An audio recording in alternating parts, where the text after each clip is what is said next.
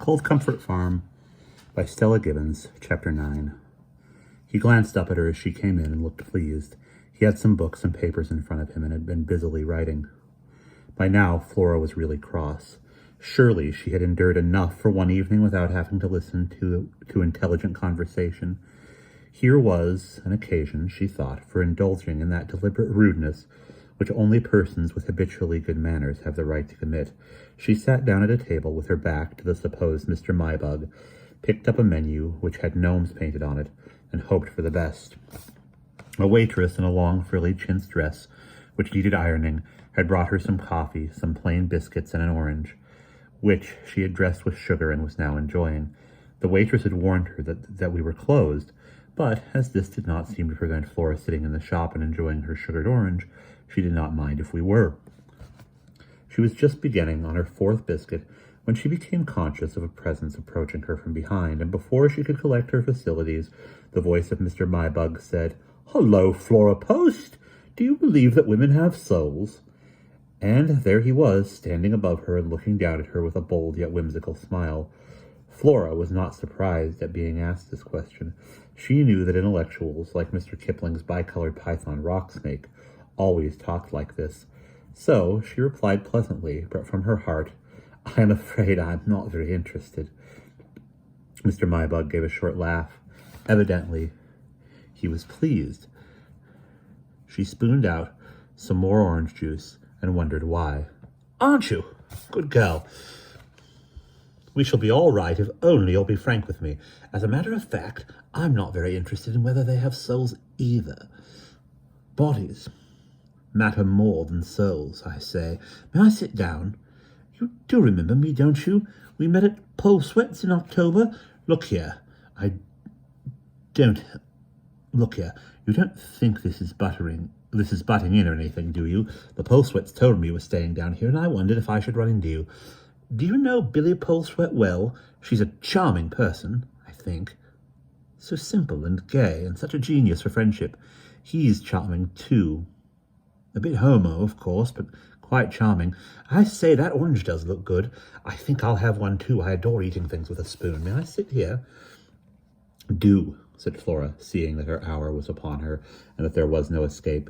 Mr. Mybug sat down, and turning round, beckoned to the waitress, who came and told him that we were closed. "I say, that sounds vaguely indelicate," laughed Mr. Mybug, glancing round at Flora. "Well, look here, miss. Never mind that. Just bring me an orange and some sugar, will you?" The waitress went away, and Mr. Mybug could once more concentrate upon Flora. He leaned his elbows on the table, sunk his chin in his hands, and looked steadily at her, as Flora merely went on eating her orange. He was forced to open a game with, "Well?"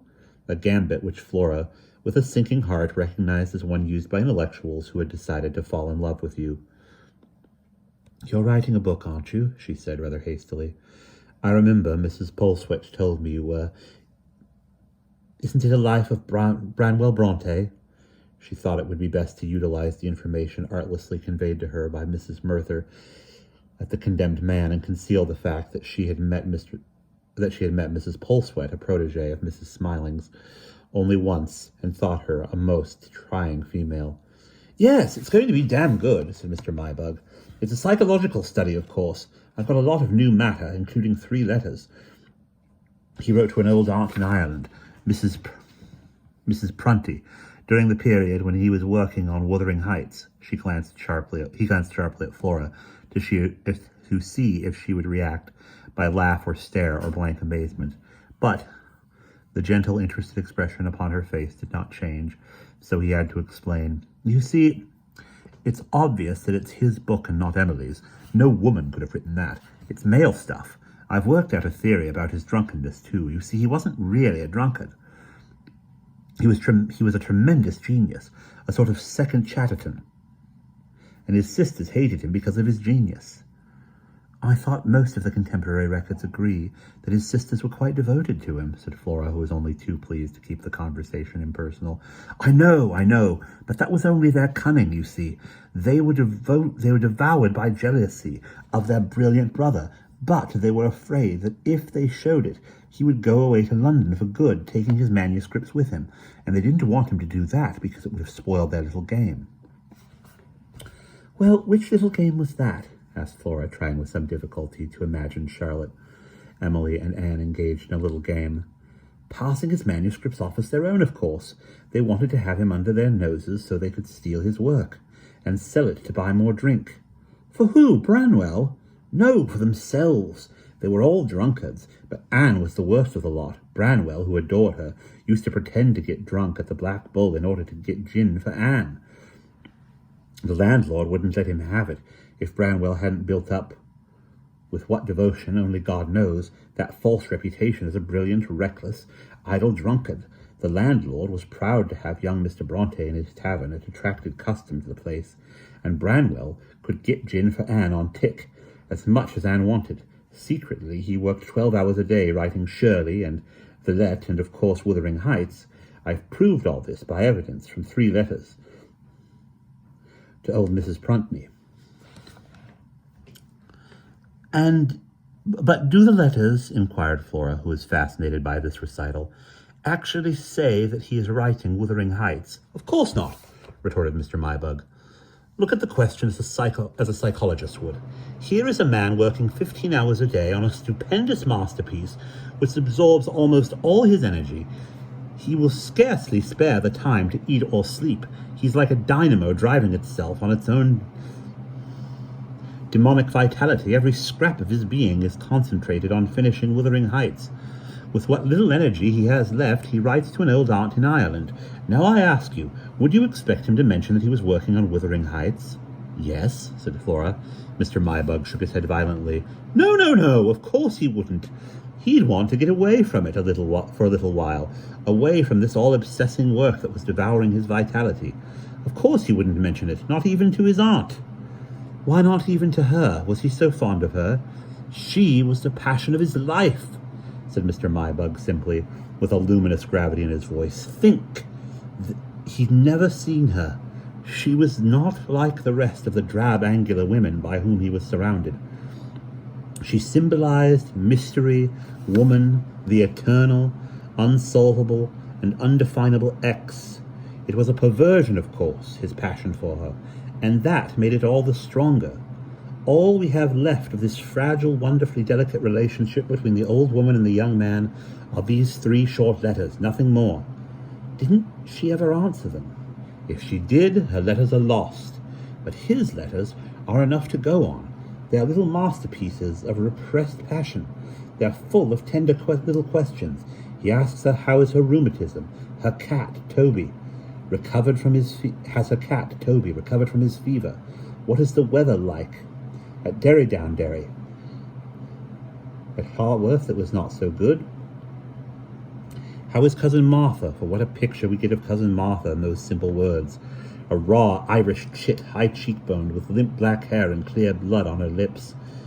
It didn't matter to Branwell that in London the Duke was jockeying Palmerston in the stormy corn reforms of the 40s.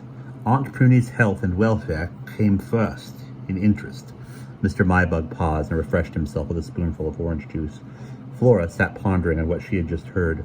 Judging by her personal experience among her friends, it was not the habit of men of genius to refresh themselves from their labors by writing to old aunts. This task, indeed, usually fell to the sisters and wives of men of geniuses, and it struck Flora as far more likely that Charlotte, Anne, or Emily would have had to cope with any old aunts who were clamoring to be written to. However, perhaps Charlotte, Anne, and Emily had all decided one morning that it really was Branwell's turn to write to Aunt Prunty,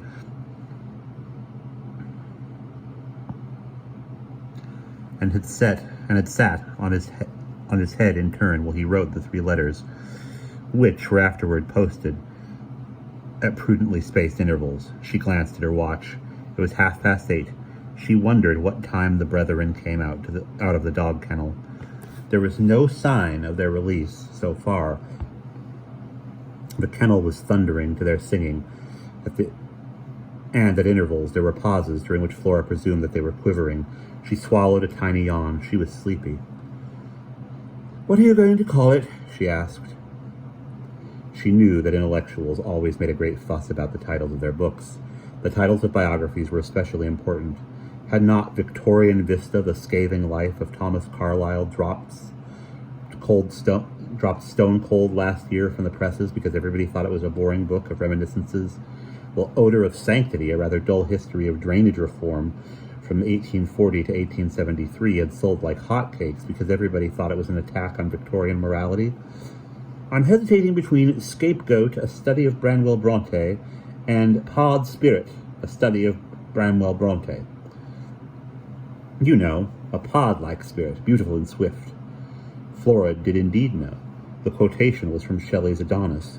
One of the disadvantages of almost universal education was the fact that all kinds of persons acquired a familiarity with one's favorite writers.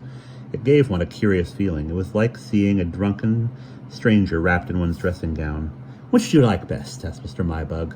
Pod Spirit, said Flora, unhesitatingly, not because she did, but because it would only lead to a long and boring argument if she hesitated.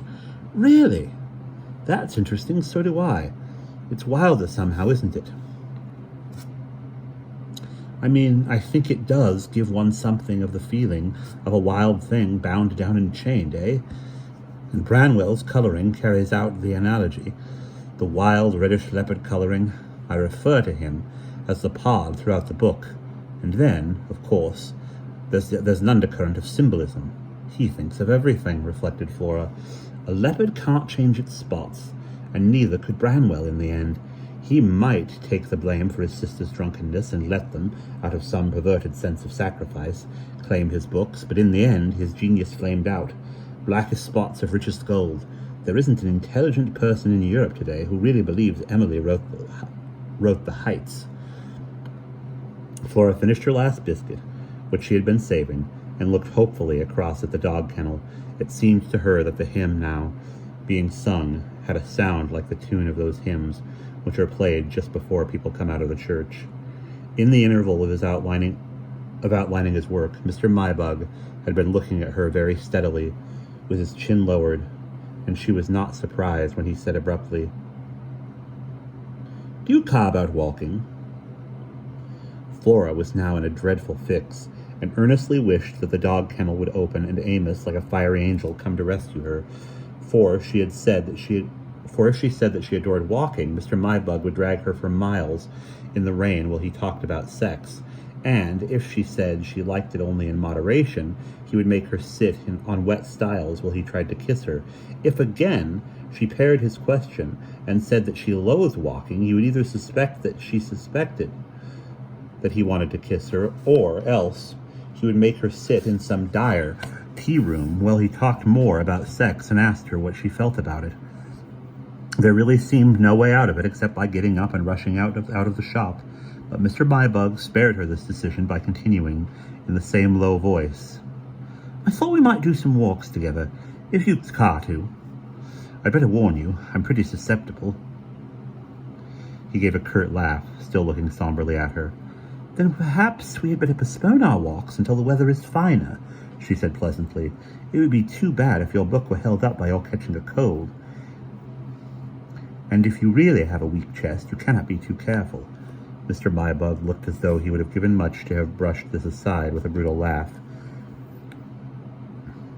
He had planned that his next sentence should be in an even lower voice. You see, I believe in utter frankness about these things, Flora. But somehow he did not say it. He was not used to talking to young women who looked as clean as Flora looked. It rather put him off his stroke. He said instead in a toneless voice, Yes, of course, and gave her a quick glance. Flora was pensively drawing on her gauntlets and keeping her glance upon the stream of brethren now issuing from the dog kennel. She feared to miss Amos. Mr. Mybug rose abruptly and stood looking at her with his hands thrust into his pockets. Are you with anybody? He said. My cousin is preaching at the Church of the Quivering Brethren opposite. He is driving me home. Mr. Mybug murmured his dear, how amusing. Then he said, Oh, I thought we might have walked it. It's 7 miles, and I am afraid my shoes are not stout enough, countered Cora firmly.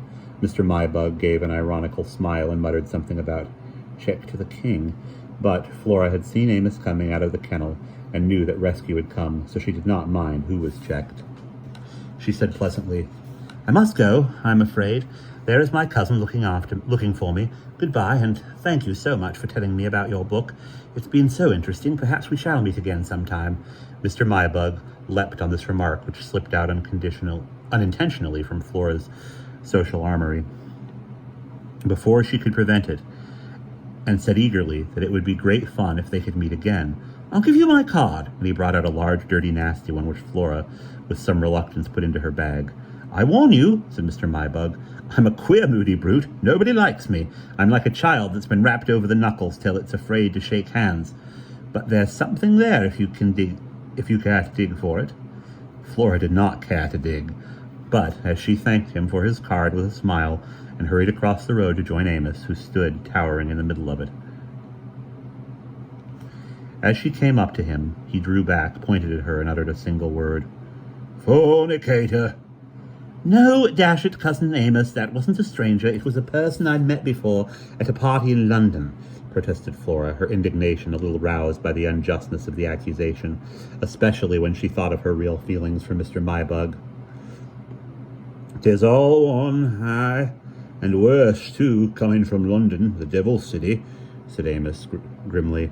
However, his protest had apparently been a matter more of form than of feeling.